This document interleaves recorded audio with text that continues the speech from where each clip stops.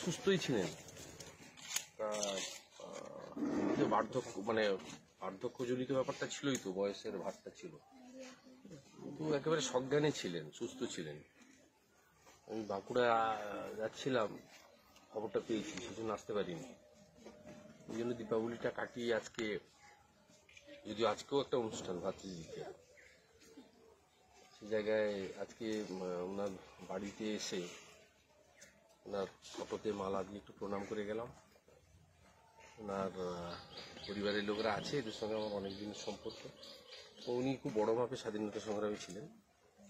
সুশীলবাবু, সতীশবাবুর সঙ্গে, অজয়বাবুর সঙ্গে প্রত্যক্ষভাবে কাজ করেছেন এবং জাতীয় সরকার কর্তৃক তিনি সম্মানিত হয়েছেন। এখন তো স্বাধীনতার অনেক দিন হয়ে গেল, স্বাধীনতা সংগ্রামীরা দুই একজন হাতে গোনা। কিছুদিন আগে রাধাকান্তবাবু চলে গেলেন,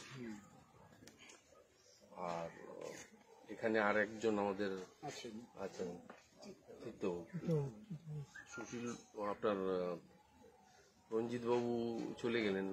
কিছুদিন আগেও আমার সঙ্গে একসঙ্গে প্রোগ্রাম করেছেন, এই আপনার গান্ধী জয়ন্তী 2রা অক্টোবর, কদিন আগে 15ই আগস্ট একসঙ্গে ছিলাম। বা পুত্রবৎ স্নেহ করতেন, একসঙ্গে কাজ করেছি। এবং আমাদের নিমতৌড়ি স্মৃতিসৌধের যে কমিটি আছে, সেই কমিটিতে আমি এবং উনি, ওরা দুজন, একজন সভাপতি, একজন কার্যকরী সভাপতি।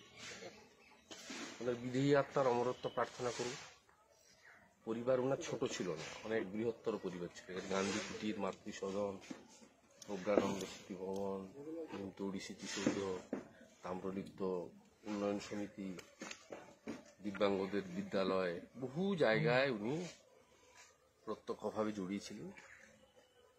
28 তারিখে ওনার বাড়ির যে শ্রাদ্ধ, শান্তি, কর্ম এসব শেষ হয়ে যাওয়ার পরে আমরা বড় করে স্মরণ সভা করব, স্মৃতিরক্ষা কমিটি রাখব এবং রঞ্জিতবাবুর আদর্শ নতুন প্রজন্মের কাছে তুলে ধরার জন্য যেটা করা উচিত সেটা।